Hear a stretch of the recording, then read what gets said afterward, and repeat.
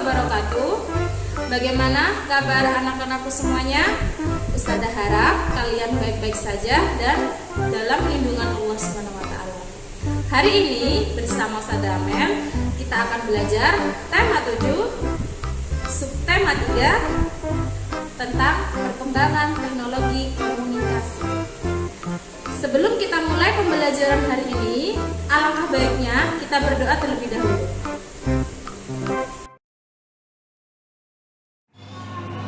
Bismillahirrahmanirrahim.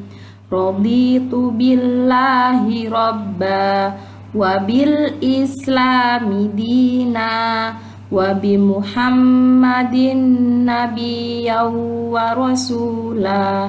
Rabbi zidni ilma warzuqni fahma. Amin ya rabbal alamin. Hari ini kita akan belajar tentang keberagaman karakteristik individu di lingkungan sekitar, perkembangan teknologi komunikasi, membuat karya dekoratif, dan keliling bangun datar.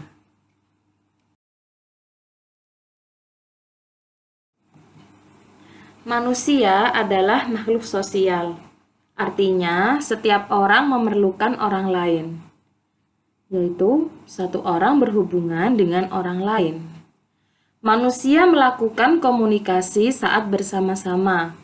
Saat berkomunikasi, kita dapat menyampaikan apa yang kita inginkan dan apa yang kita pikirkan. Dahulu, ruang komunikasi manusia amat terbatas. Bersyukurlah, teknologi komunikasi saat ini semakin berkembang. Kini, kita dapat berkomunikasi dengan siapa saja dan di mana saja. Ayo anak-anak, kita pelajari ya perkembangan teknologi komunikasi agar hidup kita semakin berarti. Anak-anak, tadi kita sudah berbicara tentang komunikasi. Apa itu komunikasi?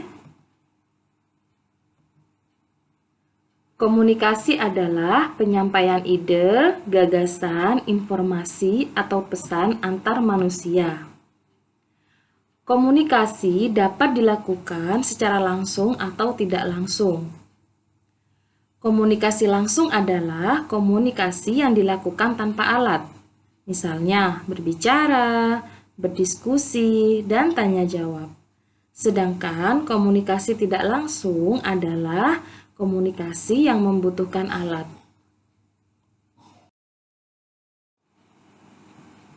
Alat komunikasi dibedakan menjadi dua, yaitu alat komunikasi tradisional dan alat komunikasi modern. Ayo kita belajar contoh-contoh alat komunikasi tradisional dan modern ya anak-anak. Contoh alat komunikasi tradisional. Yang pertama adalah asap. Pada zaman dahulu, suku Indian menggunakan asap sebagai tanda adanya pesan. Yang kedua, surat. Alat komunikasi surat menyurat menggunakan kertas sudah dikenal di Indonesia pada zaman kerajaan Hindu dan Buddha. Yang ketiga adalah kentungan. Pada zaman dahulu, masyarakat Indonesia menggunakan kentungan atau lonceng sebagai tanda pesan adanya bahaya. Selanjutnya adalah daun lontar. Pada zaman dahulu, daun lontar digunakan di Indonesia untuk mengirimkan pesan jarak jauh. Yang terakhir adalah telegraf. Telegraf di sini adalah alat komunikasi yang menggunakan peralatan listrik untuk mengirimkan dan menerima sinyal sesuai dengan kode dalam bentuk pulsa listrik.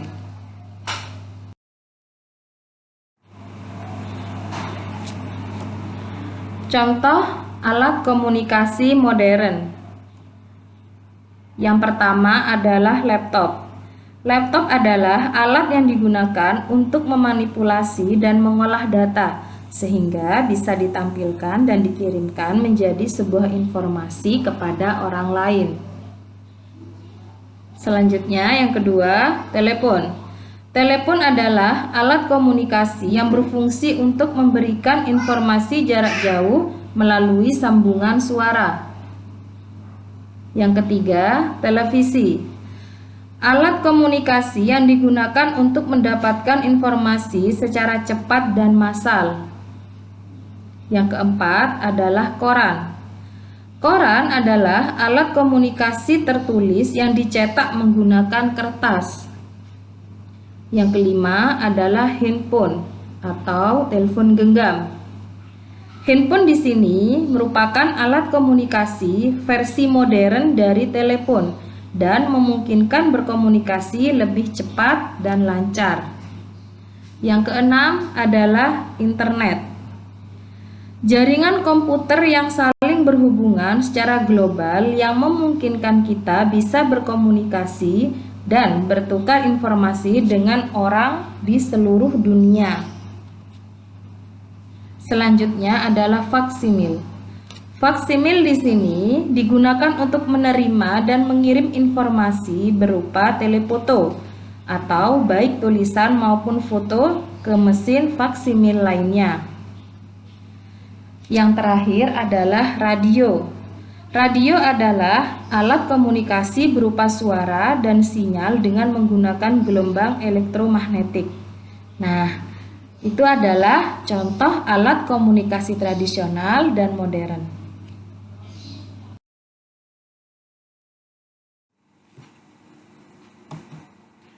Keliling bangun datar. Keliling bangun datar adalah jumlah panjang sisi-sisi dari bangun datar tersebut. Contoh, misalkan pada amplop yang dihias. Panjang hiasan bunga di sekeliling amplop menunjukkan keliling dari amplop tersebut. Contoh berikutnya yaitu pada rambu. Panjang garis di sekeliling rambu menunjukkan keliling dari rambu lalu lintas tersebut. Jadi, keliling bangun datar dapat ditentukan dengan menjumlahkan banyaknya satuan panjang seluruh tepian benda tersebut. Menentukan keliling bangun datar. Keliling bangun datar dapat ditentukan dengan menjumlahkan panjang seluruh sisi-sisinya. Nah, kali ini Ustadzah akan memberikan contoh cara menentukan keliling bangun datar dengan memberi huruf di setiap sudutnya. Nah, contoh yang pertama diperhatikan, di sini ada bangun datar segitiga PQR. Jadi, apabila kalian ingin menghitung keliling bangun datar tersebut, yaitu dengan cara keliling segitiga adalah jumlah panjang sisi PQ ditambah QR ditambah RP.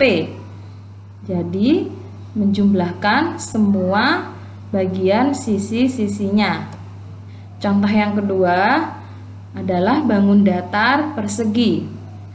Keliling persegi adalah jumlah panjang sisi AB ditambah BC ditambah CD ditambah AD.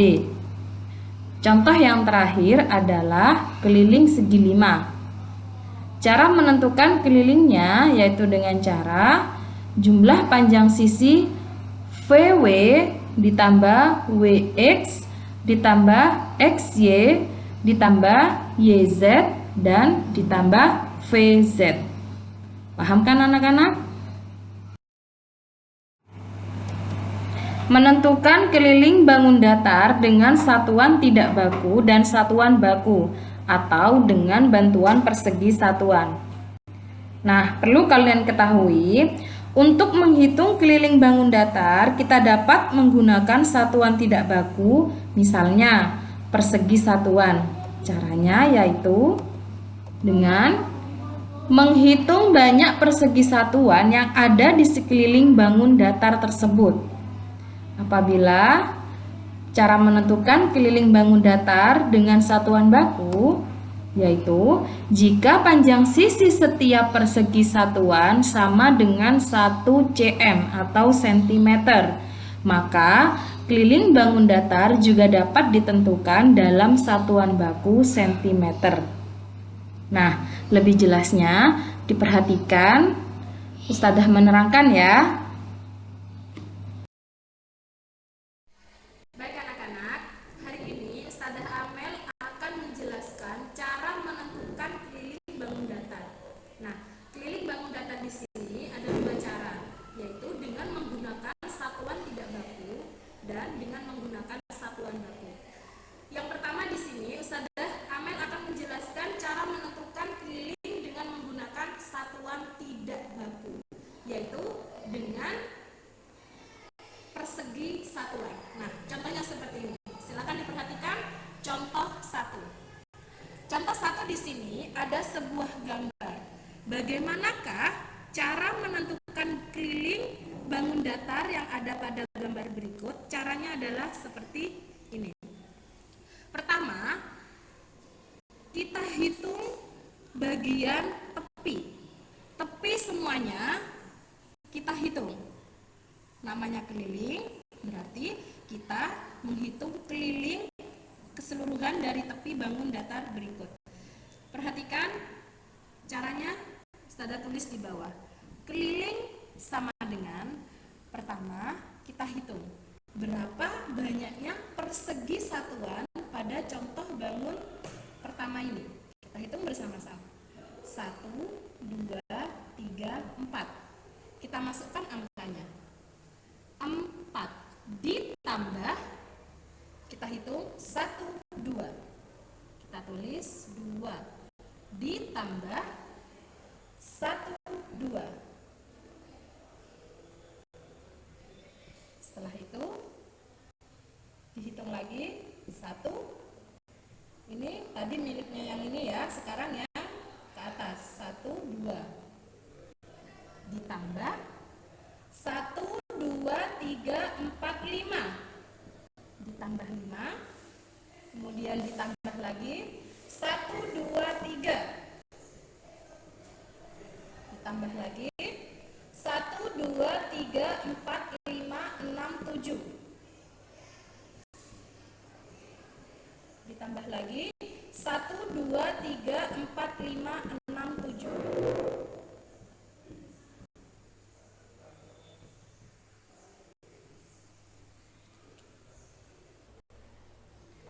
Kita jumlahkan semua dari angka yang ditambahkan ini ya Nana ya. Nah, setelah dijumlahkan kita tulis hasilnya adalah 32 per segi satuan. Nah, Ustadzah ulang ya. Perlu diketahui di sini adalah yang dihitung adalah garis tepinya. Kita cocokkan. Apakah benar keliling bangun contoh 1 di sini adalah 32? Kita hitung secara manual ya, tanpa angka. Yuk diperhatikan. 1, 2, 3, 4, 5, 6, 7, 8, 9, 10, 11, 12, 13, 14, 15, 16, 17, 18, 19, 20, 21, 22, 23, 24, 25, 26, 27, 28, 29, 30, 31, 32. Jadi jawabannya adalah keliling bangun datar berikut adalah 32 persegi satuan. Karena satuan tidak baku, kita memakai persegi satuan seperti itu ya. Lanjut contoh yang kedua. Contoh yang kedua caranya sama seperti tadi. Ustadzah tulis di bawah sini ya. Keliling sama dengan, tetap kita memakai persegi satuan. Satuan tidak baku. Kita hitung ya sama-sama ya, diperhatikan lagi. 1, 2, 3, Ustadzah ulang. 1, 2, 3, 4, 5, 6, 7, 8, 9, 10, 11, 12, 13, 14, 15, 16, 17, 18, 19, 20, 21, 22, 23, 24, 25, 26, 27, 28, 29, 30. Nah, 30. Nah, caranya seperti ini. Kita hitung dulu. Jika kalian bingung, kalian bisa menggunakan cara seperti yang tadi ya, penjumlahan. Kita jumlahkan 1, 2, 3, 4, 5. Kita tulis 5 ditambah 1 ditambah 1 ditambah 1 lagi ditambah 1 lagi ditambah 1 2 ditambah 1 2 3 4 ditambah 1 2 3 ditambah 1 2 ditambah 1 2 3 4 ditambah 1 yang terakhir ditambah 1 2 3 4 5. Maaf, ditambah 5. Jadi kita kasih kurung, jawabannya adalah 30 persegi satuan. Kita harus, kalian tetap memakai persegi satuan sebagai satuan tidak bakunya ya anak-anak ya. Nah, seperti ini. Paham kan? Berikutnya adalah cara menentukan keliling bangun datar dengan menggunakan satuan baku. Satuan baku yang Ustazah Amel pakai adalah sentimeter. Tapi di sini meskipun kita menggunakan satuan baku sentimeter, kita tetap menggunakan bantuan persegi satuan untuk menentukan keliling bangun berikut. Caranya bagaimana? Sama seperti yang tadi, hanya berbeda satuannya saja. Nah, supaya kalian tidak bingung, perhatikan lagi ya. Cara menentukan keliling bangun datar menggunakan satuan baku. Kita hitung ya. 1 2 3. 1 tambah 1 2 3 4 5 6 7 ditambah 1 2 ditambah 1 2 3 ditambah 1 ditambah 1 2 3 4 5 6 7 ditambah 1 2. Jika kalian menghitungnya masih bingung menggunakan penjumlahan, nah, caranya bisa kalian hitung semuanya ya. Jawabannya adalah 26 cm. Kita memakai centimeter, tapi cara menghitungnya tetap menggunakan bantuan persegi satuan. Bagaimana anak-anak? Sudah paham kan? Nah, kalian perlu banyak berlatih di rumah ya untuk mengerjakan atau memecahkan soal keliling bangun datar menggunakan satuan baku dan satuan tidak baku. Terima kasih.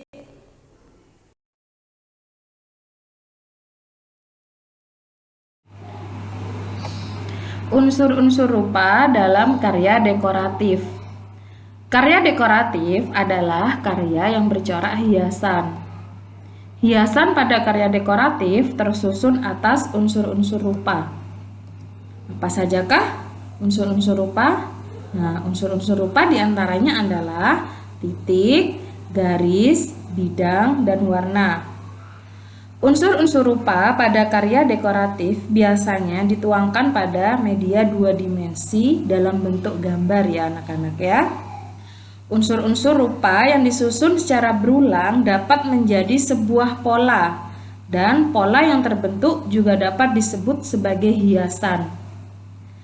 Karya dekoratif banyak ditemukan pada berbagai benda buatan tangan atau handmade. Apa sajakah contoh hiasan karya dekoratif handmade? Yang pertama adalah poster.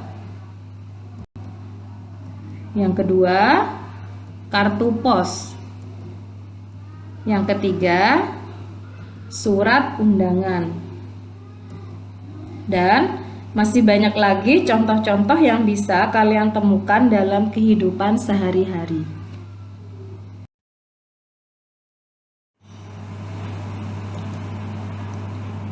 Keberagaman teman-teman di tempat bermain.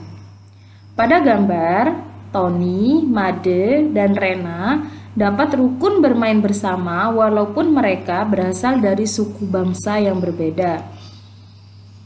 Keberagaman suku bangsa di Indonesia merupakan kekayaan bangsa yang harus kita lestarikan. Nah, biasanya perbedaan bahasa daerah sering kita temui saat kita bermain dengan teman-teman yang berbeda latar belakang suku bangsa. Walaupun berbeda, kita harus tetap saling menghormati, menghargai, dan tetap menjaga kerukunan. Nah, setiap orang pasti memiliki sifat yang berbeda-beda loh. Sifat termasuk salah satu bentuk keberagaman. Nah, berikut saya kasih contoh beberapa jenis sifat seseorang. Sifat seseorang ada yang sopan, sombong, keras kepala, rendah hati, humoris, pendiam, pemalu, ramah, dan mudah bergaul. Bagaimana dengan kamu? Apakah kalian pernah mempunyai teman yang berasal dari suku bangsa yang berbeda denganmu? Dan apakah kalian juga pernah mempunyai teman yang memiliki sifat dari yang Ustazah sebutkan tadi? Pastinya pernah ya anak-anak ya.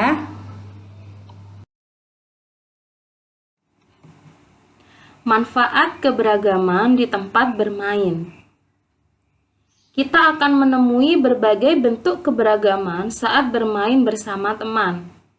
Berbagai keberagaman yang kita temui di tempat bermain memiliki banyak manfaat. Apa saja ya manfaat dari keberagaman? Yuk diperhatikan ya anak-anak. Manfaatnya adalah 1. Dapat melakukan berbagai bentuk permainan dari daerah yang berbeda-beda. Yang kedua, dapat mempelajari budaya dan bahasa dari daerah asal teman kita. Yang ketiga, dapat memupuk sikap saling menghormati antar teman. Dan yang terakhir adalah dapat menumbuhkan sikap toleransi antar teman.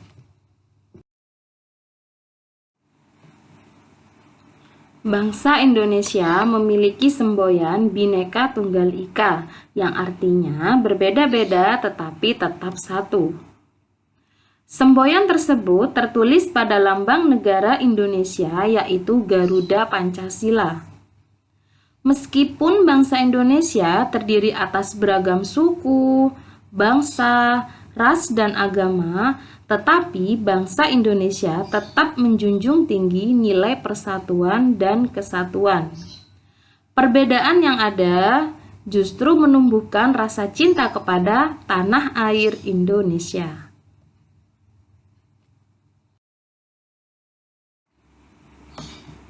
Menyikapi keberagaman di tempat bermain. Keberagaman merupakan salah satu kekayaan bangsa Indonesia. Untuk mewujudkan keadaan yang aman dan tentram di tengah keberagaman di tempat bermain, diperlukan sikap diantaranya adalah sikap toleransi, saling bersatu antar teman, dan sikap tenggang rasa. Tenggang rasa merupakan sikap saling mengerti, menghargai, dan menghormati orang lain. Sedangkan toleransi merupakan perilaku menghormati dan menghargai segala perbedaan yang ada pada orang lain. Inilah untuk pembelajaran hari ini. Bagaimana? Sudah pahamkah kalian? Jangan lupa ya untuk mengerjakan tugasnya. Sekian dari Ustazah. Wassalamualaikum warahmatullahi wabarakatuh.